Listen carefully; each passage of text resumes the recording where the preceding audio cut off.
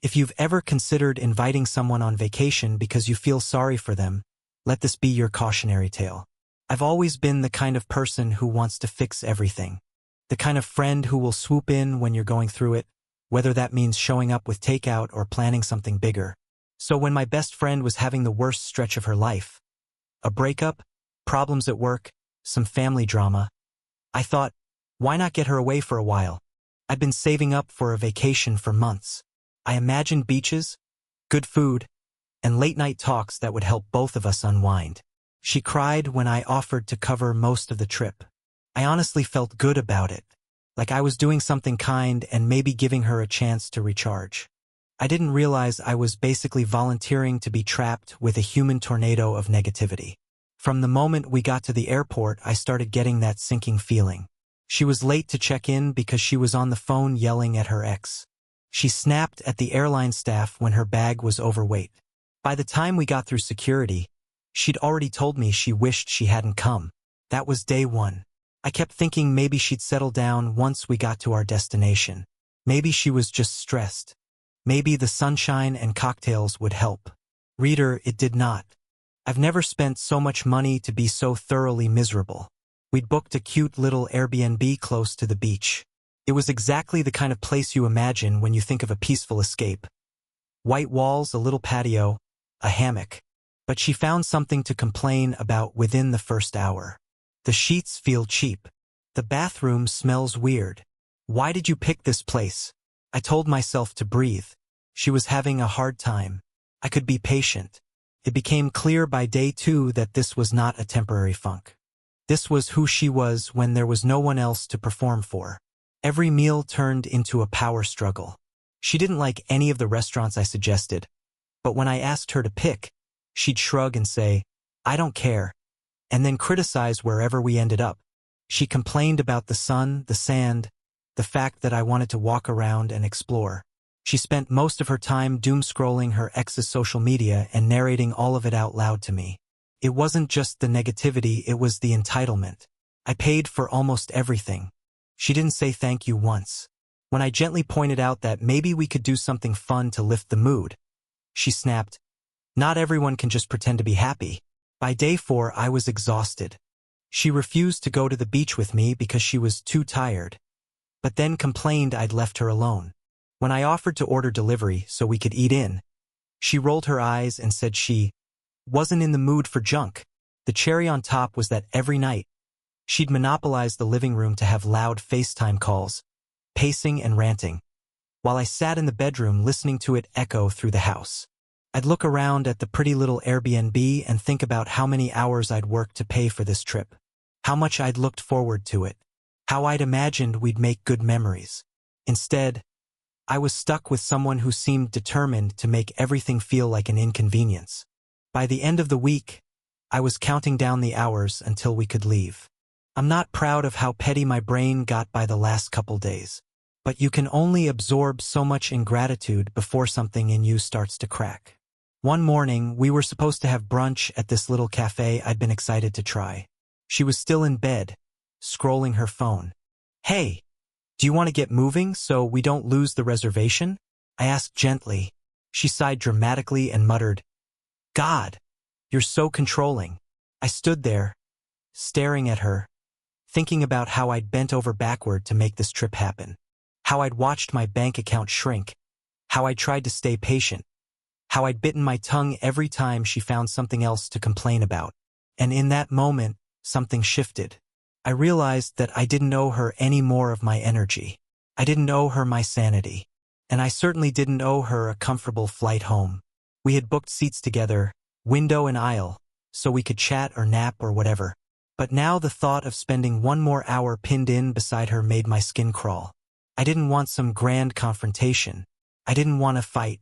But I wanted her to feel, just for a few hours, the same discomfort she'd spent a week inflicting on me. I waited until she finally got in the shower. Then I opened the airline app on my phone. There it was, the option to modify seats. I scrolled to the very last row right by the bathroom. A middle seat, the place everyone dreads. My finger hovered over the confirm button. It wasn't my proudest moment. but it was the one that made me feel like maybe I hadn't completely let her walk all over me. It's funny how the tiniest acts can feel so huge when you've had enough. I sat there on the edge of the bed, phone in hand, while she was in the shower singing some sad breakup song. It was almost surreal, like watching a bad movie I'd accidentally been cast in. The seat map was right there on the screen, a little grid of blue and gray squares. I could see our original seats together near the front, nice spots I'd paid extra for. And then I saw it, row 33, the very back, center seat, practically vibrating with the stale bathroom air and guaranteed to have zero legroom. I didn't even hesitate. I tapped change seat. Confirmed. Paid the tiny fee. Done. Just like that, she was booked next to the toilet for the entire flight home. I closed the app, exhaled, and felt something unclench in my chest. It wasn't vengeance. It wasn't going to undo the trip, but it was something. When she came out of the bathroom, she flopped onto the bed, still scrolling her phone. She didn't ask what I was doing. She never did. I spent the rest of the day in a weirdly good mood. We went to lunch and she complained about the waiter. We walked along the boardwalk and she complained about the sun. I just smiled and nodded. That evening, she started packing her suitcase. She didn't fold anything, just crammed it all in while ranting about how this trip was overrated and not as relaxing as she hoped. I didn't even argue. I helped zip up her bag and then sat on the little couch, watching the sunset through the window, savoring the thought of her long, cramped, center seat journey. That night, I slept better than I had in days. The morning of our departure was almost cinematic in how awkward it felt. She was in a foul mood, complaining that the sheets had made her skin itch, that the Airbnb host was probably spying on us, and that she couldn't wait to get back to her own bed. I just kept nodding and sipping my coffee, thinking, enjoy it, because you're about to have the flight of your life. At the airport, she was glued to her phone, not paying attention while I checked us in. When the airline agent handed me our boarding passes, I slipped hers into her hand without comment. We made it through security, found our gate, sat in silence while she scrolled social media and sighed every 3 minutes. It wasn't until they started boarding that she actually looked at her seat assignment. Her brow furrowed. She held it closer, squinting. Wait, why does this say 33B? She asked. I shrugged. They must have adjusted the seating. Sometimes they do that. She looked at the gate agent, then back at the pass, then back at me. Can you switch with me? She demanded. I smiled as sweetly as I could. Sorry, I really need the aisle seat. My knee's been acting up. I lied. She stared at me, mouth half open, like she couldn't believe I'd dare to prioritize my comfort over hers. When they called her group to board, she stomped off without another word. I waited, watching her disappear down the jet bridge, feeling lighter than I had all week. On the plane, I settled into my aisle seat near the front. Plenty of legroom. A calm older woman by the window. We exchanged a polite smile. I watched the rest of the passengers trickle in.